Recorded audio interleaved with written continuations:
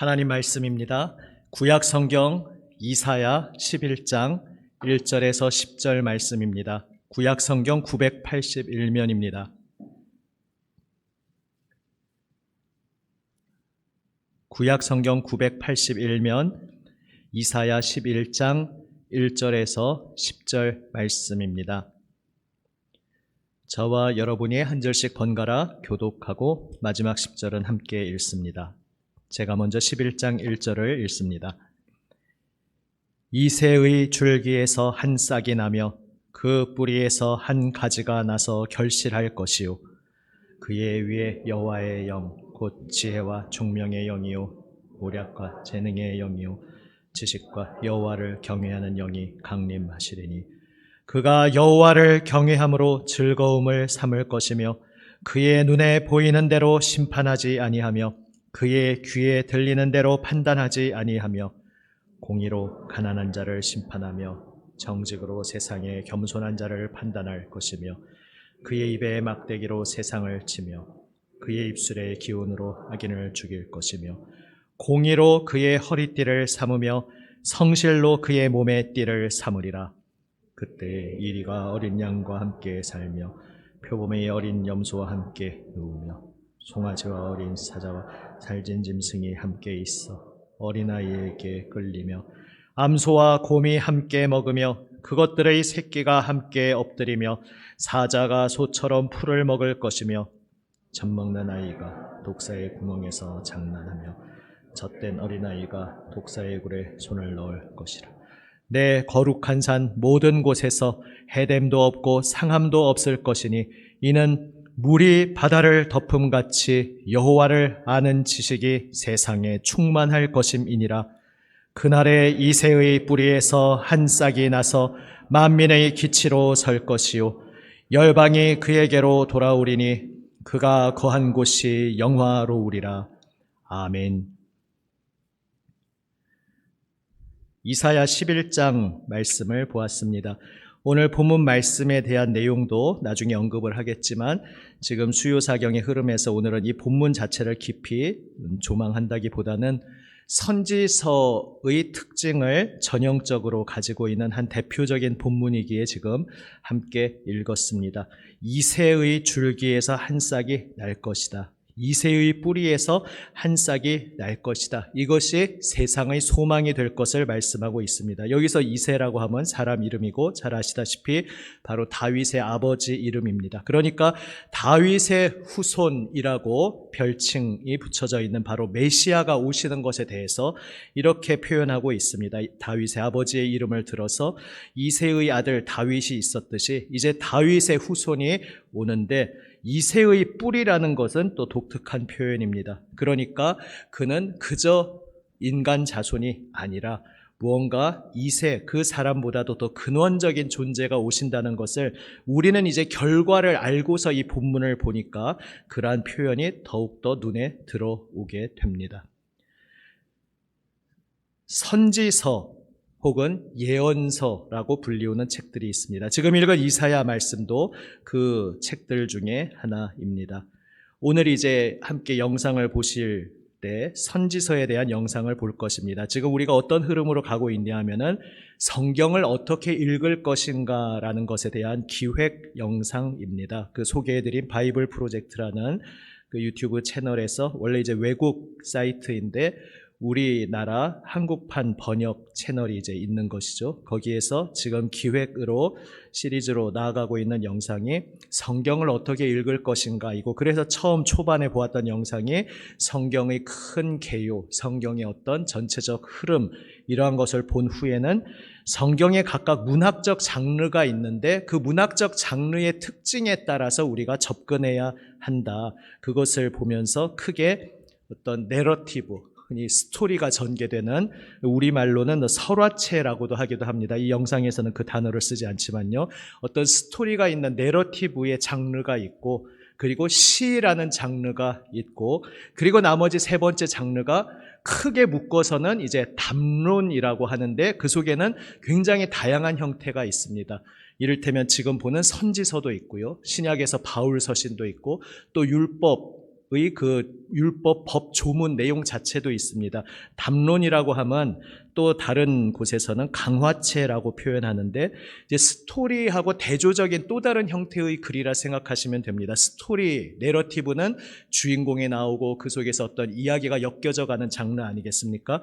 그런데 이 담론, 강화체라는 것은 마치 편지의 형태일 수도 있고 이런 설교의 형태일 수도 있고 지금 이런 선지서의 선지자의 선포의 형태일 수도 있고 직접 내가 누군가에게 무언가 말을 건네고 있는 형태, 바로 그런 내용의 장르라 생각하시면 되겠습니다. 이제 그 장르에 속하는 여러 가지 성경의 책들을 우리가 살펴볼 것입니다. 그리고 그 첫 번째로 가장 대표적으로 선지서를 보게 됩니다. 선지서에도 물론 스토리가, 내러티브가 있습니다.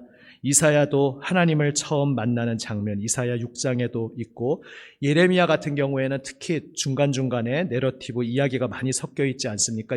예레미야가 이런 고초도 겪었다, 뭐 구덩이에 던져지기도 했다, 뭐 여러 그런 스토리가 중간중간에 등장하지만 결국 선지서의 대부분을 차지하고 있는 본문들은 바로 이 담론, 강화체, 내가 하나님으로부터 이 말씀을 받았다 말하면서 그 하나님의 말씀을 대언해서 직접적으로 선포하는, 오늘 바로 본문 말씀처럼 이런 일이 벌어질 것이다, 그가 여호와를 경외함으로 즐거움을 삼을 것이다, 앞에 앉아있는 사람에게 내가 무언가 말을 건네는 듯한 바로 그러한 장르가 선지서의 대부분을 이루고 있습니다.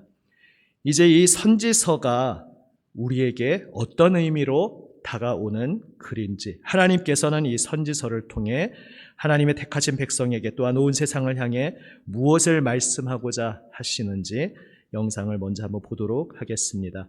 영상 틀어주십시오. 한 5분 정도 되는 영상인데요. 영상이 좀 빨라서 일단 먼저 한번 전체를 보고 그 다음에 찬찬히 부분 짚어가겠습니다. 에스겔, 오바댜, 하박국, 이 세 이름의 공통점은 뭘까요? 성경에 그들의 이름으로 된 책이 있는 15명의 선지자 중 3명인데요. 이들이 쓴 선지서를 읽어본 적이 있다면 난해한 시와 기이한 이미지에 당황했을 수도 있습니다. 하지만 이들의 책은 성경 전체의 이야기를 이해하는데 매우 중요합니다. 그럼 선지서를 어떻게 읽어야 하는지 알아보죠. 저는 선지자라는 말을 들으면 점술가가 떠올라요. 미래를 알려주는 사람이요. 많은 문화에서 그런 뜻으로 쓰이지만 성경의 의미는 다릅니다. 성경의 선지자들이 가끔 미래에 관해 말하기는 해도 그들은 점술가와는 차원이 달라요. 그럼 뭐라고 생각해야 하죠? 그들은 하나님의 임재를 극적으로 경험한 뒤 그분의 말씀을 대언하도록 임명받은 이스라엘 사람들이었습니다. 대변인처럼요? 맞아요. 그리고 이들의 가장 큰 관심사는 하나님과 이스라엘 백성 사이의 상호 동반자 관계였습니다. 동반자 관계라면 하나님이 이스라엘을 이집트의 노예된 삶에서 구원하시고 열방에 그분의 성품을 대변하는 공의와 자비의 민족이 되도록 초대하신 걸 가리키죠. 그래서 이 관계는 모든 이스라엘 사람이 오직 하나님께만 신뢰와 충성을 바칠 것을 요구했는데요. 성경은 이를 언약 관계라고 부릅니다. 하지만 제사장과 왕을 비롯한 지도자들은 이스라엘을 오도해 그 언약을 깨고 말았죠. 바로 여기서 선지자들이 등장합니다. 그들은 언약 관계에서 이스라엘이 해야 할 역할을 3가지 방법으로 상기시켰는데요. 첫째, 그들은 언약을 어긴 이스라엘을 끊임없이 질책했습니다. 그들의 잘못은 우상 숭배, 이방 나라와 이방신들과의 동맹, 그리고 가난한 자에 대한 불의를 허용한 것 등이죠. 마치 언약 전문 변호사 같군요. 맞아요. 둘째로 선지자들은 이스라엘에 회개할 것, 즉 돌아설 것을 촉구했습니다. 그들이 자백하고 잘못된 길에서 돌아선다면 자비의 하나님이 그들을 용서하실 거라고 말이죠. 그러나 백성과 지도자들은 변하지 않았고 상황은 더 악화됐습니다. 이에 선지자들은 언약을 강조하는 3번째 방법으로서 언약의 파기가 불러올 결과를 선포하고 이를 여호와의 날이라고 부릅니다. 오, 인류의 종말, 세상의 끝날 말인가요? 일종의 선지자들의 가장 큰 관심사는 부패한 이스라엘과 폭력적인 주변 나라들 위해 하나님이 어떻게 공의를 실현하실까였습니다. 그리고 그들은 국지적인 사건들을 설명할 때 자주 우주적인 이미지를 사용했어요. 우주적 이미지요? 네, 예를 들어 예레미야는 이스라엘이 바벨론의 포로가 된 것을 창조의 역행으로 묘사했습니다. 땅이 해체돼 혼돈과 무질서로 바뀌고 빛도 동물도 사람도 사라지죠.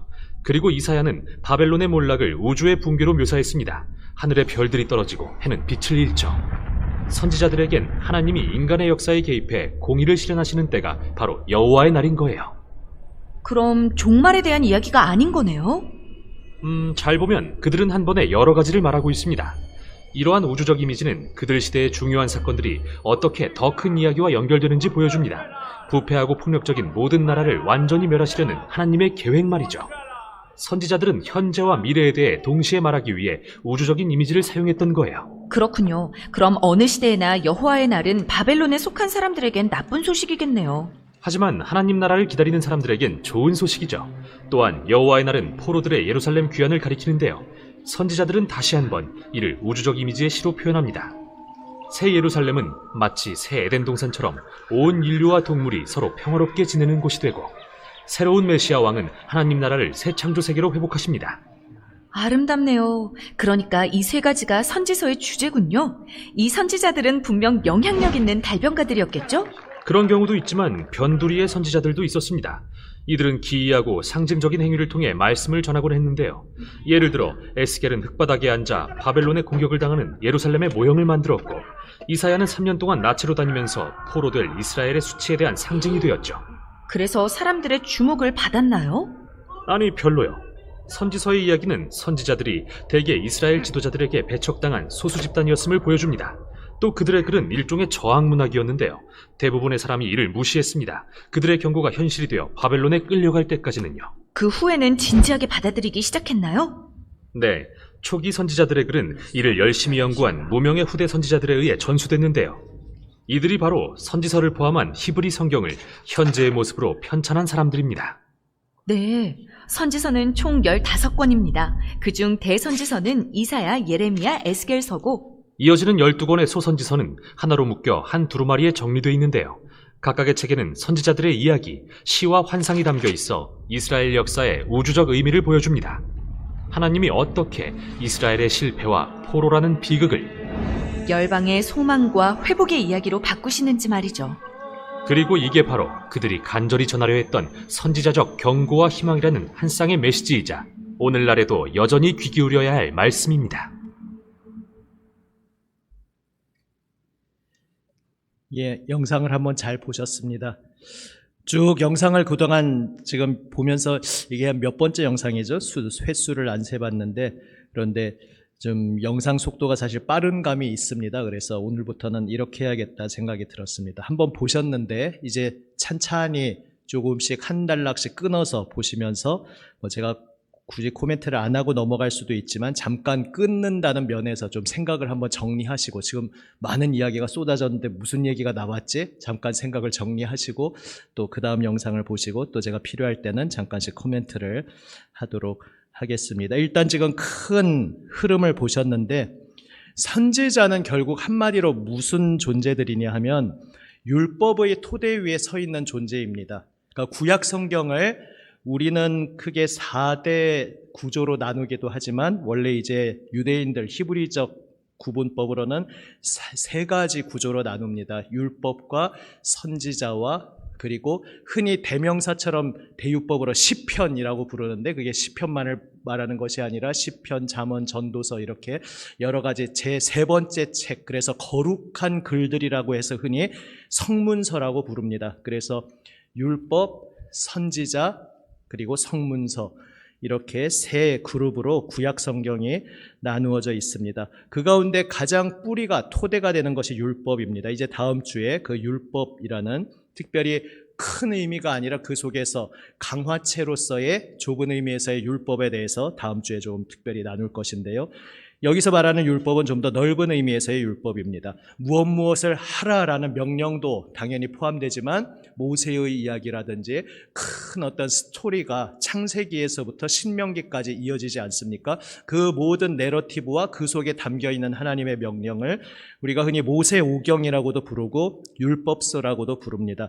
결국 그것을 통해 하나님께서 이 세상을 어떻게 만드셨고 하나님께서 이 세상을 향하여 어떤 비전을, 계획을 가지고 계시고, 그런데 지금 하나님의 뜻과는 다른 피조물의 반역으로 어떤 비극이 일어났고, 그 속에서 그럼에도 불구하고 하나님께서 어떻게 하나님의 뜻을 끝까지 이루시는지, 그 모든 인간과 피조물의 반역에도 불구하고 하나님께서 모든 것을 어떻게 역전시키시고 하나님의 온전한 뜻을 이루실 것인지에 대한 출발점의 토대가 율법서에 있습니다. 그리고 그 다음 두 번째 위에 쌓이는 토대가 선지서입니다. 선지서는 결국 율법으로 돌아가자라는 한마디 말로 요약할 수 있습니다.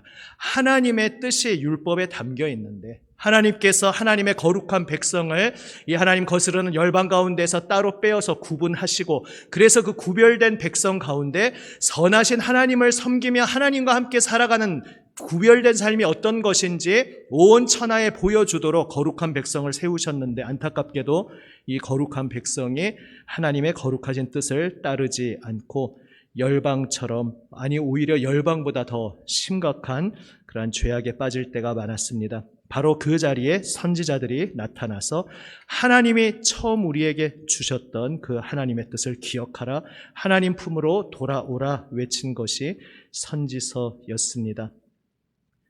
이제 그러한 큰 흐름 속에서 다시 한번 영상을 조금씩 끊어서 보도록 하겠습니다. 예, 계속 이어서 해주십시오. 제가 편집을 해왔습니다. 중간중간 잘라서 볼 수 있도록.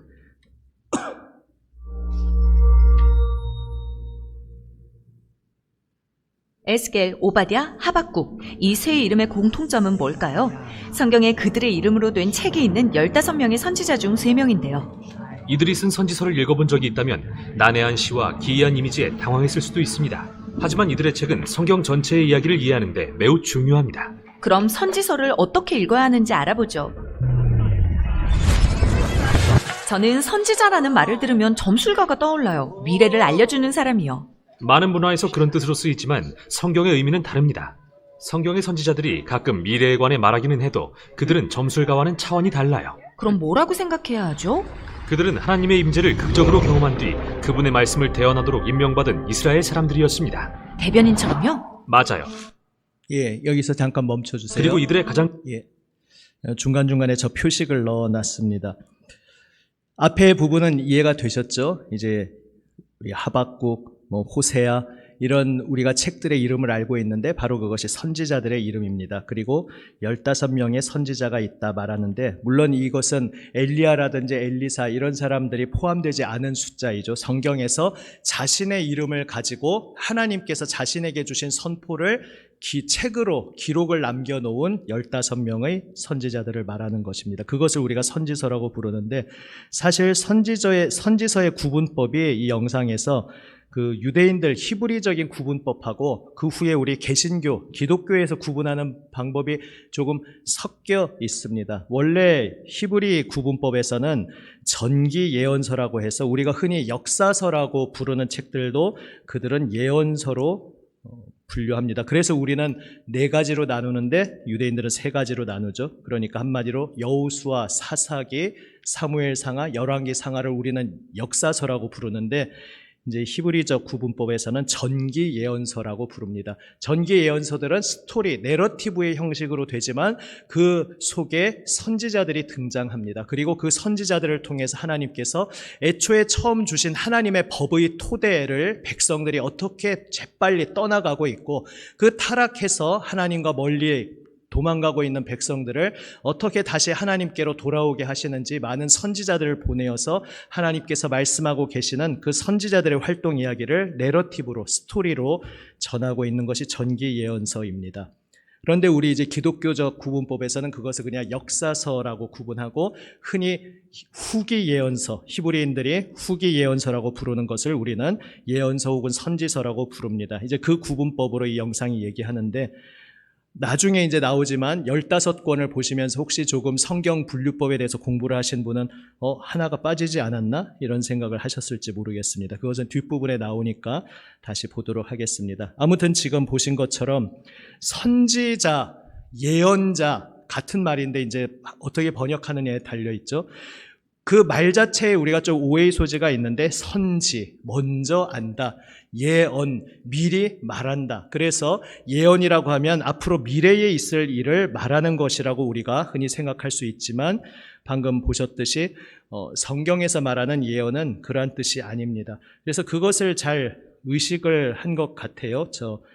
제가 책으로 있는 사전은 못 찾아보고 요즘에 인터넷 시대에 네이버 사전을 찾아보니까 예언에 대해서 뭐라고 딱 정의를 하고 있냐면 여기 붙여놓은 게 안 보이네요. 대충 기억나는 대로 말하겠습니다. 1번은 우리가 흔히 생각하는 앞날의 일을 미리 말하는 것이 1번 뜻으로 되어 있고 2번은 기독교적인 뜻이라 되어 있으면서 하나님의 말씀을 받아서 그 말씀을 전하는 것, 하나님의 계시를 받아서, 계시라는 자체가 우리 계시하면 좀 뭔가 약간 신비주의적으로 생각할 수 있는데 신이 자신을 드러내서 보여주는 것을 한마디로 계시라고 합니다. 하나님이 자신의 말씀을 전해주시기 전에는 우리는 하나님을 알 수가 없습니다. 그런데 계시를 통해 하나님이 자신의 뜻을 보여주시면 우리가 그 뜻을 알게 되죠. 바로 그것을 받아서 전한 이들이 선지자들이었습니다. 하나님으로부터 말씀을 받아서 대언이라는 뜻이 그래서 잘 통하는 뜻입니다. 그 말씀을 대언하는 것이 성경에서 말하는 예언의 의미입니다. 그것은 미래에도 포함할 수 있지만 꼭 미래가 아니고 오히려 예언서에서 선지서에서 본질적인 것은 장차 이런 일이 일어날 것이다 이런 이야기를 하는 게 아니라 지금 하나님 앞에 돌아와야 한다. 회개하고 하나님 앞에 돌아와야 한다. 하나님 앞에 돌아오지 않으면 이러한 비참한 파국의 길을 가게 될 것이다. 그러나 하나님 앞에 돌아오면 하나님께서 구원의 회복의 길을 열어주실 것이다. 이렇게 선택의 갈림길을 이야기하는 것이 예언입니다. 그리고 물론 거기서 더 나아가죠. 결국 그러면 불순종한 경우에는 패망해서 끝나버릴 것이냐? 그런데 많은 예언서가 그 다음을 얘기하고 있죠. 그 불순종으로 패망한 후에도 그러나 신실하신 하나님은 그 백성을 그대로 망하게 내버려 두지 않으시고 백성들의 그 패역함으로 그 비참한 끝까지 갔음에도 불구하고 결국 마지막에 하나님은 다시 찾아오셔서 또 회복을 주실 것이다. 이 이야기까지 또 나아갑니다. 아무튼 예언은 미래의 일을 말하는 것이 아니라 하나님으로부터 받아서 그것을 전하는 것이 예언의 기본 개념이라는 것을 꼭 지금 이제 먼저 확실히 생각하고 넘어가시면 되겠습니다. 그래서 예언자는 하나님을 만난 사람입니다. 하나님의 말씀을 받은 사람입니다. 그리고 하나님께서 이 택하신 백성을 향해 온 세상을 향해 어떤 마음을 품고 계시는지 그 하나님의 마음을 전하는 전달자가 바로 선지자 혹은 예언자라는 존재인 것입니다. 다음 영상 계속 보여주십시오. 큰 관심사는 하나님과 이스라엘 백성 사이의 상호 동반자 관계였습니다. 동반자 관계라면 하나님이 이스라엘을 이집트의 노예된 삶에서 구원하시고 열방에 그분의 성품을 대변하는 공의와 자비의 민족이 되도록 초대하신 걸 가리키죠. 그래서 이 관계는 모든 이스라엘 사람이 오직 하나님께만 신뢰와 충성을 바칠 것을 요구했는데요.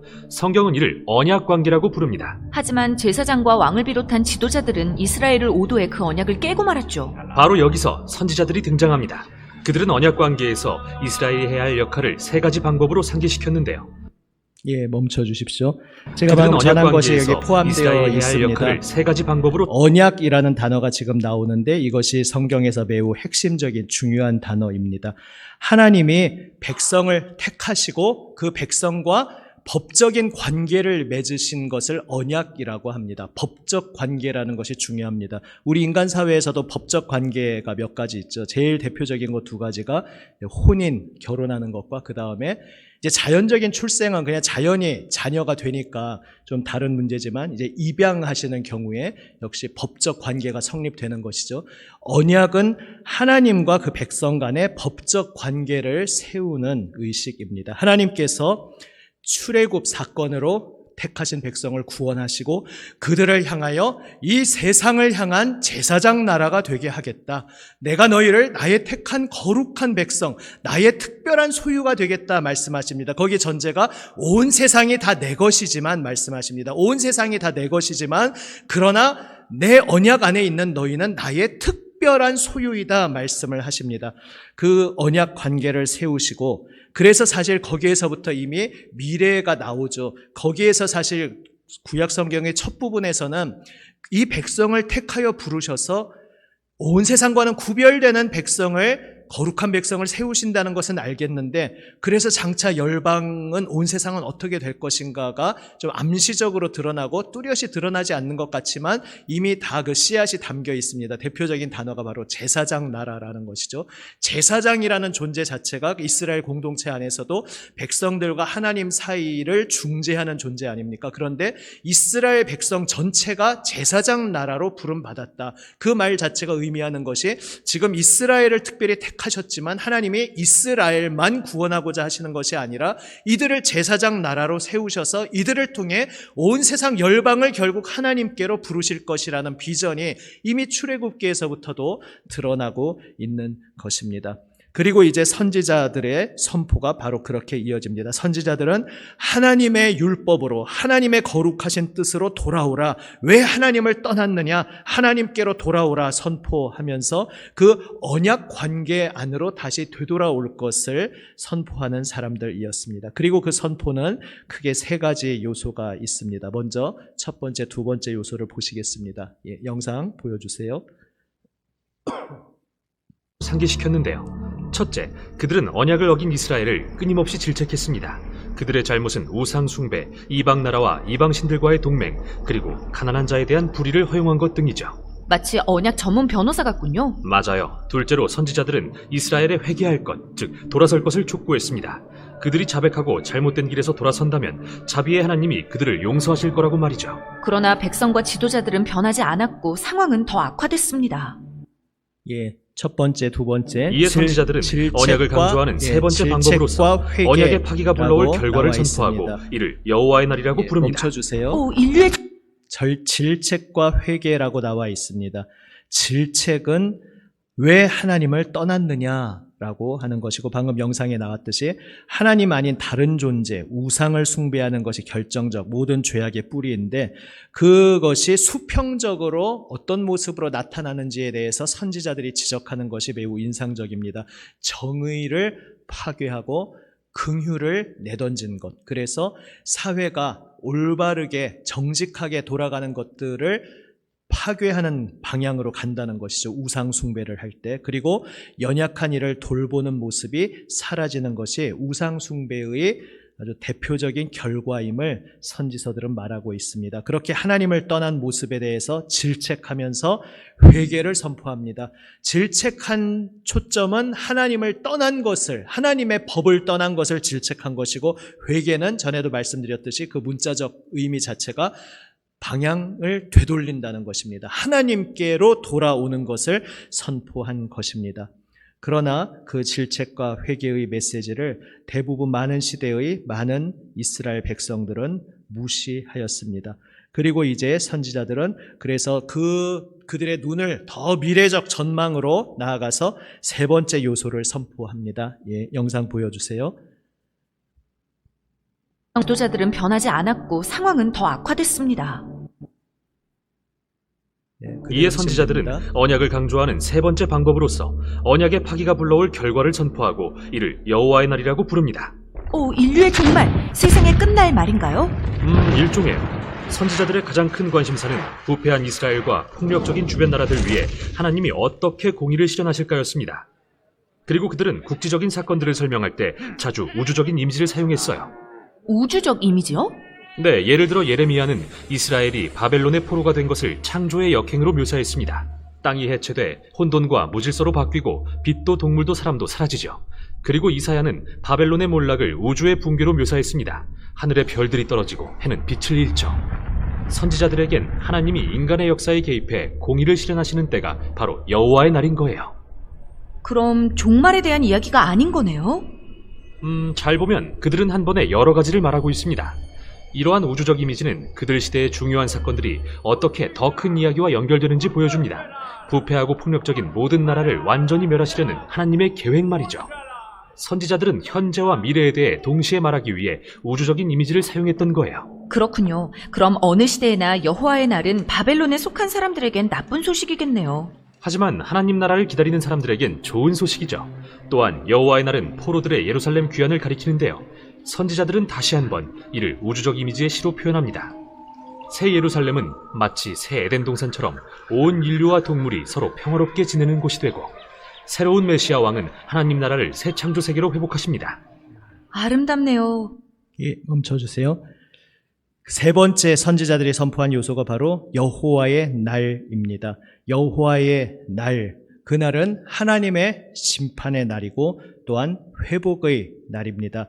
여기 나레이션에서도 나온 것처럼 여호와의 날 하면 우리가 흔히 하나님이 온 세상을 다 뒤집어 엎어버리는 심판을 떠올릴 수 있다는 그 먼저 선입견을 이야기하는데, 그것에 대해서 여호와의 날이 그러면은 온 세상을 다 뒤집어 엎어버리는 심판의 날이라고 선지자들이 말했던 것이냐에 대해서 아니다라는 대답과 그렇다라는 대답을 동시에 하고 있죠. 아니다라는 것은 뭐 진짜로 아닌 것이 아니라 1차적으로는 상징을 이해해야 된다는 것이죠. 선지자들이 많은 경우에 우주적인 용어를 사용하는데 뭐 해가 어두워진다든지, 그 나중에 신약에까지 또 그 이미지가 나오죠. 그것이 꼭 문자적인 의미가 아닐 수 있고, 당대에 바벨론이 결국 패망하게 된다든지, 아니면 하나님께 불순종하던 이스라엘이 멸망한다든지, 그러한 어떤 이 땅에서 벌어지는 나라와 나라 간의 일, 이 사람 사회의 일을 우주적인 상징적인 언어로 1차적으로 선지자들이 많이 표현했다는 것입니다. 그러니까 나레이션에서 또 이렇게 질문하죠. 그러면은 여호와의 날이 온 세상을 끝장내는 종말의 날이라고 생각했는데 그게 아니란 말인가요? 하니까 또 그 대답하는 목소리가 말하죠. 그게 또 꼭 아닌 게 아니라 그게 맞다. 왜냐하면은 선지자들은 이중적인 시야를 가지고 있었다는 것입니다. 이것을 제가 예전에 한번 소개한 적이 있는데, 다른 어떤 구약의 예언들을 어떤 구도로 우리가 보아야 하는 것인가에 대해서 어떤 학자가 그렇게 잘 표현을 했습니다. 제가 멀리서 저기 멀리 있는 산들을 바라본다고 생각해 보십시오. 그러면 가까이 있는 산이 있고 또 멀리 있는 산이 있습니다. 그런데 내가 보는 입장에서는 가까이 있는 산과 멀리 있는 산이 하나로 겹쳐져서 보이죠. 그런데 이제 막상 걸어서 가까이 가보면은 첫 번째 산이 나오고 또 두 번째 산은 더 멀리 있다는 것을 알게 됩니다. 예언자들이 여러 가지 이야기를 하는데 대표적인 것이 임마누엘 예언이죠. 임마누엘 예언은 그 시대 선포하는 사람들에게는 아무 상관없는 몇백 년 후에 오실 예수님에 대해서만 뜬금없이 말한 거니 하면 그게 아니라, 원래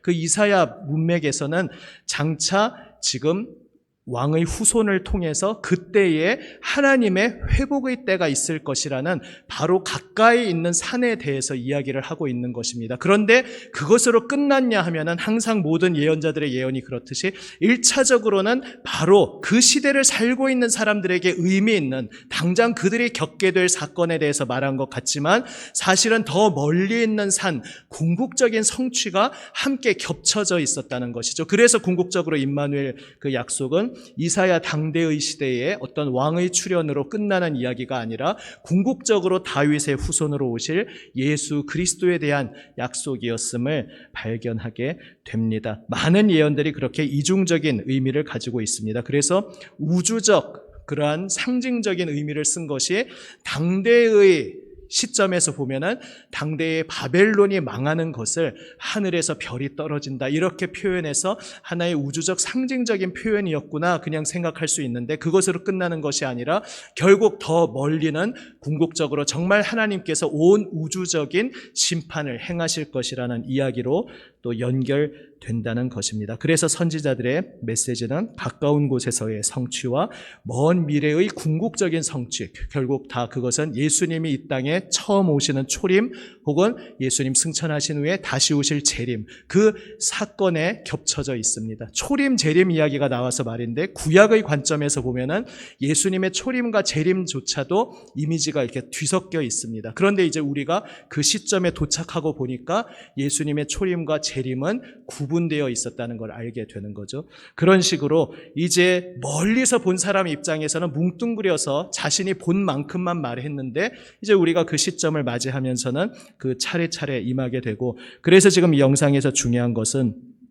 우주적인 그러한 메시지가 당대에 하나님께서 하나님의 관심이 늘 그 시대 사람들에게 선포할 때 그 시대 사람들에게 관심이 깊은 하나님이시거든요. 그 시대 사람들에게 회개하라, 하나님께 돌아오라, 지금 하나님께 돌아오지 않으면 너희의 인생에 파국이 있다. 그 시대 사람들에게 말씀하시는 1차적인 메시지를 하시면서 동시에 궁극적으로 내가 온 우주를, 온 세상 만물을 이렇게 새롭게 할 것이다. 모든 악한 것들은 다 제거해버리는 심판을 행하실 것이고 궁극적으로 온 세상을 하나님의 빛과 생명으로 가득 채우는 하나님의 새로운 궁극적인 회복을 이룰 것이다. 먼 미래의 전망까지도 하나님은 그 마음에 품고 계시면서 그 말씀을 전하셨다는 것을 우리는 보게 됩니다. 예, 그 다음 보여주십시오.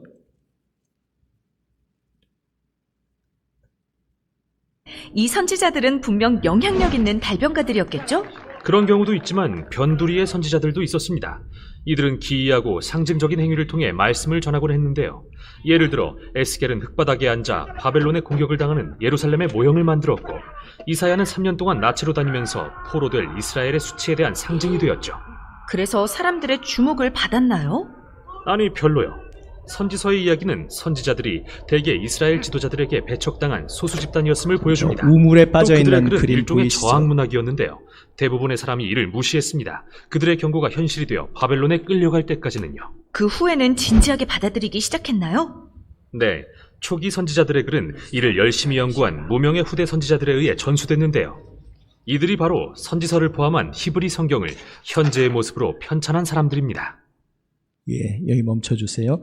네, 선지서는 많은 선지자들이 독특한 방법으로 하나님의 메시지를 전하도록 부름받았습니다. 호세아는 실제로 자기 자신의 가슴 아픈 결혼 생활의 실패를 재료로 해서 하나님의 말씀을 전하는 그러한 자리로 부름받았고, 아까 자료 화면에서 나왔던 것들, 에스겔은 사람들이 다니는 길거리에서 무슨 막 쪼물락쪼물락 무슨 모형을 만들어 놓고 막 하는데 사람들이 이게 뭐 하는 거요? 하니까 지금 예루살렘이 이방에 의해서 함락당하는 것을 요즘 말로 말하면 장난감 같은 걸 만들어 놓고 그걸 이렇게 앞에다 전시를 해 놓은 겁니다. 그런 식으로 하고 뭐 오른쪽으로 한참 동안 드러 누워 있었고 왼쪽으로 한참 동안 드러 누워 있었고 뭐 통독하시다가 그런 내용 보신 거 기억나시죠? 이사야는 아까 말씀 보신 것처럼 3년 동안 나체로 다니면서, 왜 나체로 다니냐 하면은 장차 예루살렘이 바벨론에게 망하게 될 때에 이렇게 비참한 일을 맞이하게 될 것이라는 것을 선포하기 위해서 바로 그런 또 행동까지 행하고, 그래서 자신의 행동을 통해 선지자적 상징행위라고 부르는데요. 그러한 독특한 메시지를 했습니다. 아까 영상에서는 그림으로 지나가고 해설은 없었는데 성전 앞에서 서서 외치고 있는 사람은 아마도 예레미야를 나타내는 그림일 것입니다. 예레미야는 성전 앞에 서서 그 성전에 제사 드리러 오는 사람을 향해서 감히 신성모독적인 충격적인 발언을 하죠.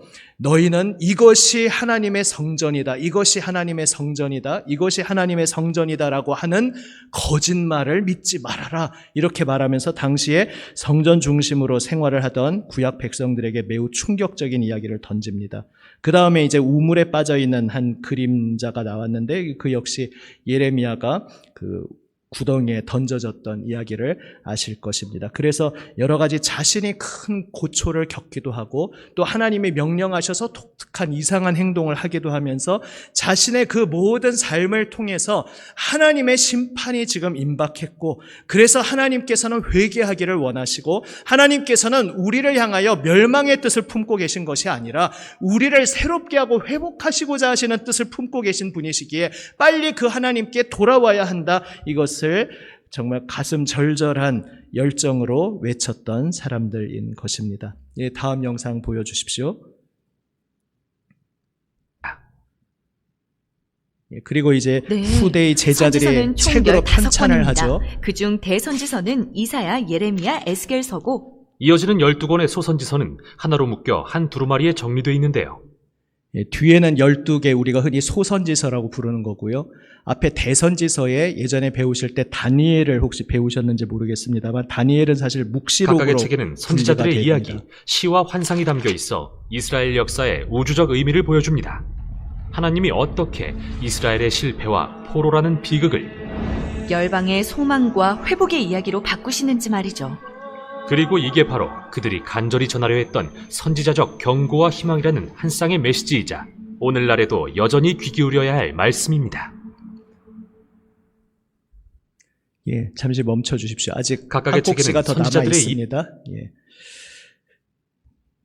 방금 마지막 영상, 마지막 결론부인데 굉장히 많은 말이 빨리빨리 지나가기 때문에 제가 방금 무슨 말이 나왔는지 다시 한번 풀어서 말씀드리고 그 마지막 부분을 마지막으로 한 번 더 보실 것입니다. 선지자들의 그 스토리와 그리고 시, 그리고 그들이 본 환상, 이런 것들이 다양하게 어우러져서 그 선지서는 이스라엘이 겪고 있는 그 역사가 온 우주적으로 전체 피조 세계적으로 어떤 의미를 담고 있는지를 선지자들은 선포했습니다. 다시 풀어서 말하면 하나님이 어떻게 바꾸시는지, 하나님께서 어둠을 어떻게 빛으로 바꾸시는지에 대해서 선지자는 이야기하고 있습니다. 하나님께서 무엇을 바꾸십니까? 이스라엘은 하나님의 부름을 받았음에도 불구하고 실패하고 포로로 끌려가 버리는 모든 것이 끝장나는 것 같은 절망의 비극을 경험하게 됩니다. 그러나 그럼에도 불구하고 하나님께서 아름다운 뜻을 세우시고 그들을 부르셨건만 그 뜻을 다 어이없이 내팽개치고 다 잃어버린 그들이 완전히 죽음의 골짜기로 들어간 그 자리에서 그러나 하나님께서 어떻게 놀라운 일을 행하셔서 그 비극을 어떻게 바꾸시는지, 열방, 온 세상 열방을 향한 소망과 회복의 이야기로 어떻게 바꾸시는지, 바로 이 이야기가 선지서들의 이야기라는 것입니다. 선지자들은 간절히 전하려 했던 메시지가 있습니다. 그것을 한 쌍의 메시지로 두 가지로 표현합니다. 선지자적 경고와 선지자적 희망. 하나님을 떠나 있기에 그 떠나 있는 이들에게 사탕발림으로 말할 수 없었습니다. 지금 바벨론에 의해서 예루살렘이 멸망 직전에 있었을 때 예레미야는 계속해서 멸망과 심판을 선언합니다. 하지만 거짓 선지자들은 위로를 계속 전합니다. 하나님이 우리와 함께 계시고 성전이 우리 가운데 버젓이 버티고 있는데 우리가 망할 리 있겠냐? 걱정 마. 하나님은 우리를 도와주시고 저 바벨론으로부터도 다 건져주실 거야. 거짓 선지자들이 그렇게 선포했습니다. 그러나 예레미야는 말합니다. 아니, 그거 아니요. 하나님이 지금 우리를 생명길로 돌아오라고, 죄악에서 돌이켜서 하나님께로 돌아오라고 그토록 말씀하시고 있는데 그 하나님의 메시지를 묵살하고 하나님께로 돌아오지 않는다면, 끝끝내 돌아오지 않는다면 우리에게는 파국밖에 없어. 이제는, 그리고 어느 시점 가면 이제 더 돌이킬 수 없는 시점이 되죠. 그래서 이제는 하나님께서 예루살렘을 심판하시기로 작정하셨어. 이제는 데드라인을 넘어서 더 돌이킬 수가 없으니까 지금부터 우리가 할 일은 바벨론이 왔을 때 빨리 그냥 백기들과 항복해서 더 피해가 없도록 하고 그냥 우리 포로로 끌고 가면 포로로 끌려가고 나중에 가서는 또 무엇을 말합니까? 그 끌려간 자리에서 그냥 집을 짓고 자기 삶을 영위하고, 왜냐하면은 또 거짓 선지자들은 말하거든요. 하나님이 비록 우리가 이렇게 멸망의 자리로 가게 하신 것 같지만 몇 년 만에 다시 돌아오게 하실 거야 말하는데 또 선지자들은 말합니다. 아니, 70년은 있어야 되니까 여기 다 뿌리 내리고 결혼하고 밭을 갈고 여기서 삶을 영위하면서 포로된 삶 속에서 하나님을 믿는 신앙을 끝까지 지켜나가고 하나님이 허락하실 때까지 우리가 묵묵히 하나님의 그 말씀 앞에 우리를 낮추고 복종시켜야 한다. 선지자들은 말하는데 거짓 선지자들은 계속해서 사탕발림으로 기계적인 위로만 전한 것입니다. 이것은 오늘날 신약시대의 교회에서도 굉장히 심각한 메시지가 될 수 있습니다. 하나님의 빛으로 돌아옴이 없는 기계적 위로와 위안은 거짓 메시지인 것입니다. 그래서 어떤 설교자는 그것을 그렇게 표현했습니다. 그것은 만약에 하나님의 거룩하심과 그분의 공의, 그분의 빛으로 돌아오는 회개의 메시지가 교회에서 사라지고 그저 백성들 마음 위안하고 교인들 마음 그저 위로하는 그러한 것만 초점을 맞춰서 전하면 그것은 메시지가 아니라 마사지다, 이렇게 표현을 했습니다. 마사지를 해주면 시원하고 좋을 수는 있겠죠. 하지만은 그것은 일시적인 처방일 뿐 근원적인 우리가 생명으로 돌아오는 것을 가로막는 길이 된다는 것입니다. 선지자들은 경고를 했습니다. 아닐 때 아니라고, 어둠 속에 있을 때 거기 있어서는 안 된다고 경고를 전했습니다. 그리고 동시에 희망을 전했습니다. 그러나 우리 주님께서는 긍휼의 주님이시기에 우리가 주님께 돌아가면 우리가 그토록 패역했음에도 불구하고 주님은 넉넉히 우리를 안아주실 수 있는 분이다. 그러므로 늦었다고 생각할 때가 가장 빠른 때이니 지금이라도 돌아오시오. 지금이라도 하나님 품으로 돌아오시오. 선지자들은 그 희망의 메시지를 전했고 결국 모든 것이 다 패망해버린 것 같은 마지막 순간에도 하나님께서 특별한 일을 행하셔서 그 백성들을 다시 약속의 땅으로 부르시고 궁극적으로 온 열방을 하나님 생명의 품으로 부르실 거라 말씀하십니다. 그리고 우리는 그것을 예수 그리스도 십자가와 부활을 통해 온전히 성취되는 것을 목격하게 됩니다. 도대체 이토록 패역한 백성이 어떻게 변화될 수 있을까? 이토록 하나님 앞에 꼼짝없이 심판받을 수밖에 없는 족속이 어떻게 용서받고 구원받을 수 있을까? 여기에 대한 하나님의 대답이 바로 예수님의 십자가였습니다. 죄 없으신 분이 독생자이신 그분이 육신으로 오셔서 우리의 죄를 담당하심으로써 우리의 모든 패역함을 씻으시고 하나님의 백성으로 다시 거듭나게 하시는 역사를 이루시는 그 놀라운 성취를 우리 주님 예수님께서 오셔서 행하셨습니다. 결국 하나님께서는 우리를 향해 무엇을 꿈꾸고 우리를 어떤 길로 초청하고 계십니까? 이제 방금 마지막 부분, 마지막 꼭지 다시 한번 보시고 제가 말씀을 맺도록 하겠습니다. 각각의 책에는 선지자들의 이야기, 시와 환상이 담겨 있어 이스라엘 역사의 우주적 의미를 보여줍니다. 하나님이 어떻게 이스라엘의 실패와 포로라는 비극을 열방의 소망과 회복의 이야기로 바꾸시는지 말이죠. 그리고 이게 바로 그들이 간절히 전하려 했던 선지자적 경고와 희망이라는 한 쌍의 메시지이자 오늘날에도 여전히 귀 기울여야 할 말씀입니다.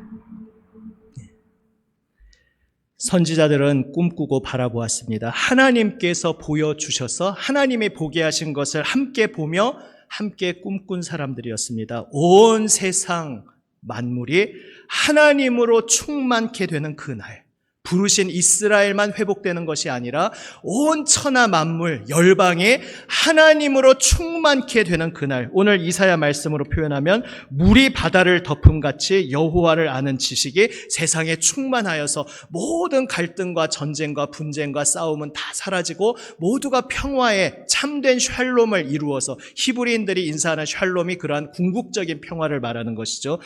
여호와를 아는 지식이 온 세상에 충만할 그날, 하나님으로 우리가 충만케 될 그날을 꿈꾸었습니다. 그리고 그것은 바로 우리 주 예수님의 십자가 죽음과 부활을 통해 성취되었습니다. 우리는 어떤 사람들입니까? 바로 온 인류가 그 마음속 하나님을 알든 알지 못하든 저 깊은 무의식 속에서부터 절규하고 갈망하고 있는 그 생명의 구원, 그리고 먼저 언약을 받아서 그 실체가 무엇인지 알고 있었던 유대인들이 그토록 기다리던 그날, 주님께서 오실 것이다. 하나님께서 다시 오셔서 모든 것을 바로잡아 주시고 우리의 모든 실패와 절망에도 불구하고 하나님께서 하나님의 놀라우신 일을 행하시어 우리를 새롭게 하여 주시고 우리를 그분 품으로 불러주실 것이다. 이 간절히 열망하던 것이 예수 그리스도 십자가와 부활로 인해 온전히 이루어졌음을 알게 되었고 고백하게 되었고, 그래서 먼저 감사하게 된 것이 바로 우리 그리스도인들입니다. 그래서 우리는 복음의 전도로 세상으로 나아가는 것입니다. 온 세상 열방 각자가 그 영혼 속에서 깊은 곳에서는 알지만 자기 자신도 잘 알지 못하고 있는 그의 인생의 해답을 위해서, 그의 참 생명, 그에게 목마름을 모두 채워주실 수 있는 분이 오직 주님 예수님밖에 없다는 것을 우리는 전하기 위해 예수님의 십자가 죽음과 부활 승리만이 당신에게 생명이요 열쇠요 해답이 됩니다. 바로 이것을 기쁨으로 감격으로 전하는 것이 바로 우리 교회의 사명, 우리 그리스도인의 사명인 것입니다. 모든 선지자들의 그 비전과 꿈의 완성이신 예수 그리스도께서 십자가와 부활로 모든 것을 이루셨습니다. 그 놀라운 실체를 받은 우리들, 이 복음 들고 나의 삶의 자리에서 또 내가 사랑하는 한 사람 한 사람에게 나아가서 복음이 얼마나 우리를 새롭게 하시는지를 주님 앞에 날마다 엎드림으로써 날마다 생생하게 체험하시기를 우리 주님의 이름으로 축복합니다. 아멘. 함께 찬송하시고 기도하겠습니다.